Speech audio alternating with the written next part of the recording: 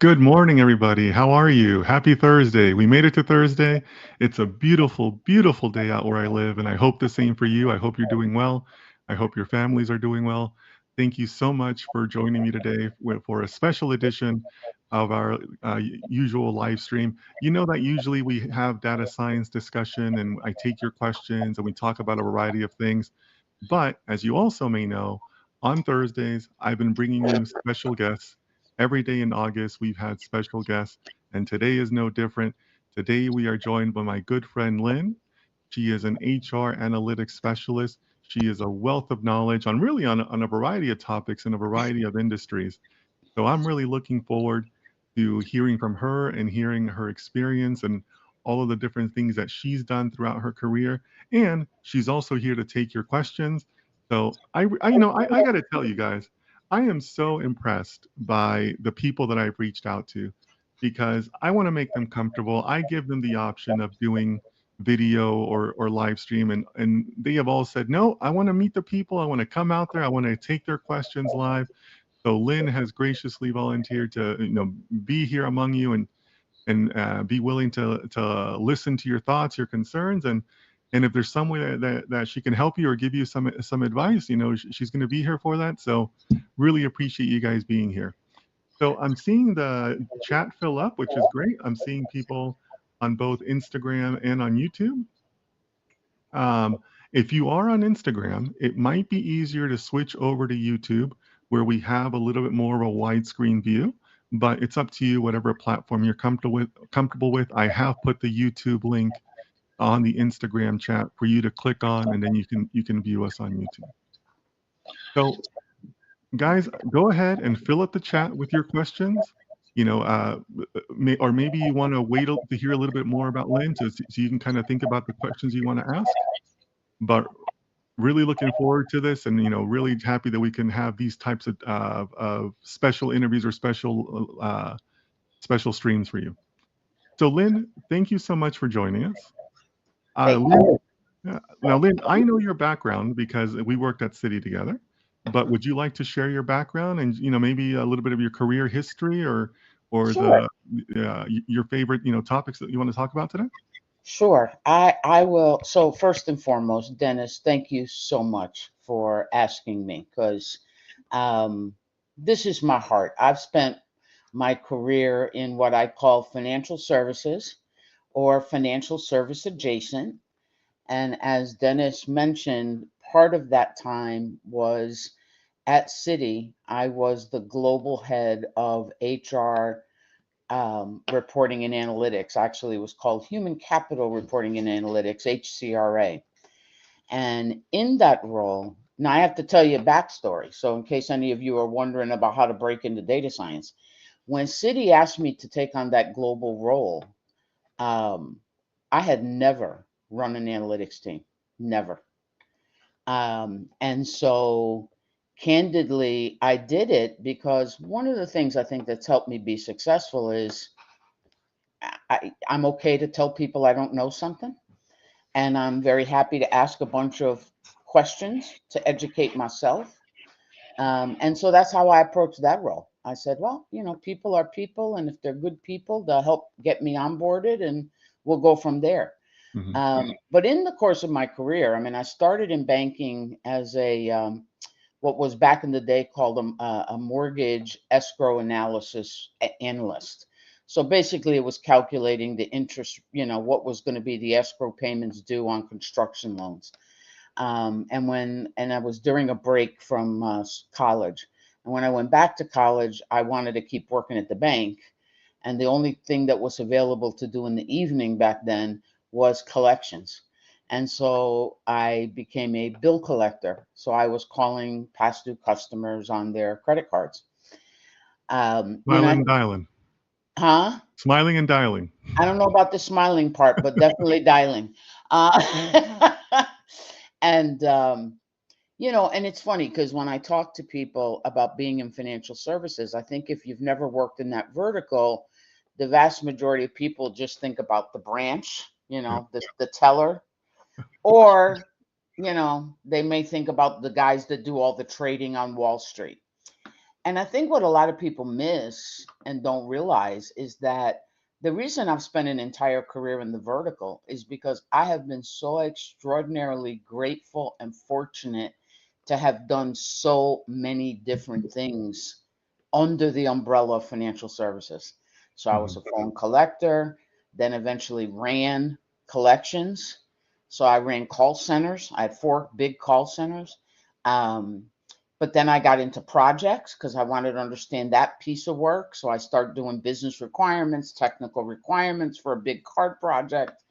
Um, and then I did card product development, and then I did client management. Then I went to go work for a software company, standing up a consulting practice to augment their software offerings. Well, Um, and when Dennis and I worked together, it was because at the time the CIO at Citi is a gentleman I had worked with at Bank of America. And he said to me, he goes, I need you to come over and help me with some things. Would you please come? I was like, okay. I love this guy. He's a great guy. I still am in touch with him. He's in Australia now.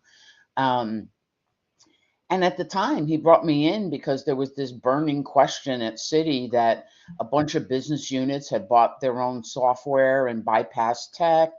There was a concern how much there was. And Scott basically sent me on a investigation tour across the business units to figure out what tech was out there. And I came back and I said, "Oh yeah, they bought a lot of tech." And then he had issued, the bank issued. Dennis, you may remember this. They issued this business managed tech sure. mandate that all business managed tech had to be folded into tech. Right. And then I went from there. Um, so I've done a bunch. I've Sure. done a bunch. And if I have any advice for any of you that are out there, either trying to pursue a career in data scientists, I tell you, you're in the right place at the right time, Hmm. because there is no role that I ever took that there wasn't a data component to it. Sure. Because one of the things I've acquired over the years is my Six Sigma certification. Hmm. And in Six Sigma, it's all about measurement. And guess what? You need data to measure. Hmm. So, Yeah. Love that. You hit on two things that kind of caught my ear. Um, you mentioned about being able to move into a leadership role, even though maybe you weren't technical yourself. And I have found that to be a trait of really good managers, where it's at the end of the day, it's still people. It's still this. It's still the planning. It's still the communication, the one-on-ones and things like that. So I really love that. And the second thing I think you hit on, that I think would be also important for our guests today, is that some of my guests are still looking for their first jobs, or early in their careers. So you mentioned some of the policy side of all these tech projects that you don't necessarily think about, or maybe you didn't even know about when you're in school or starting out, where there's all this like policy overhead it's more than just writing code and being technical. There's all this policy overhead that you have to deal with. So thank you so much for touching on both of I, those. you know, and if I could expand on that ever so much. So what you just said reminded me of my interviews at Citi. So mind you, I am not a technologist by anybody's stretch of the imagination. You don't want me anywhere near coding. You don't want me anywhere near any of that. And yet the CIO for Citi was sending my resume around. And I will never forget this as long as I live. I was interviewing with the gentleman who would be my first boss at Citi. And he's telling me about all these issues with the coders and the developers and da da da da.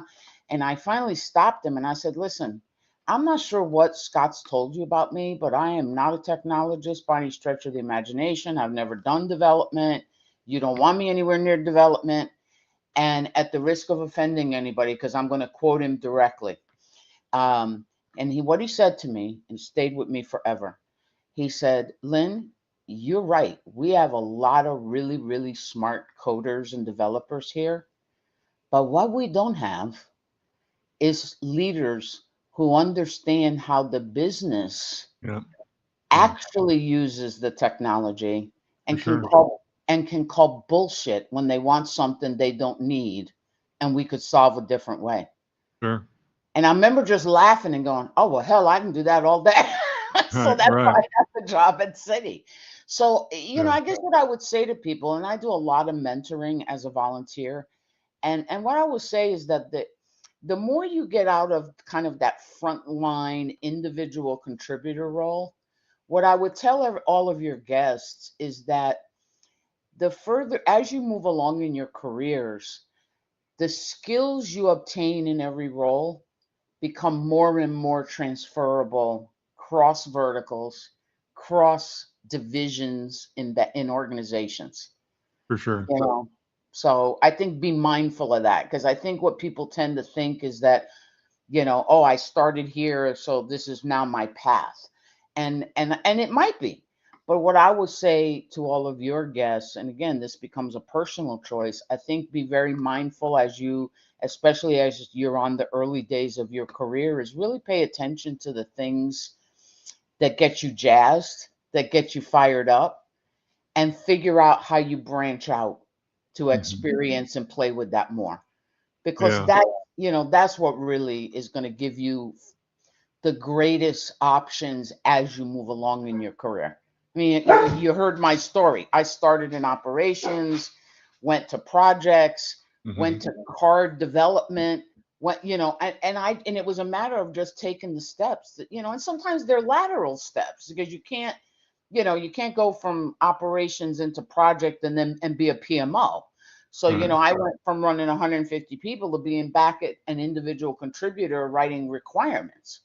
Um, but give yourself permission to do that, because I think it's important to, you think you know what you want to do until you land accidentally or on purpose on something you discover A, you're really good at, Right, and B, you really love doing.